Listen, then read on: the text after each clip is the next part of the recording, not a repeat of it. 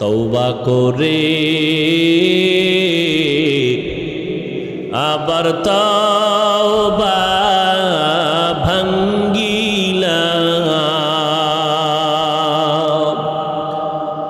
অবশেষে খাঁটি তওবা করিলাম, অবশেষে খাঁটি তওবা করিলাম। সকলেরই দরজা হইতে ফিরিয়া আপনারও দরজায় রইলাম পড়িয়া। আপনি যদি মাফ না করেন বান্দারে,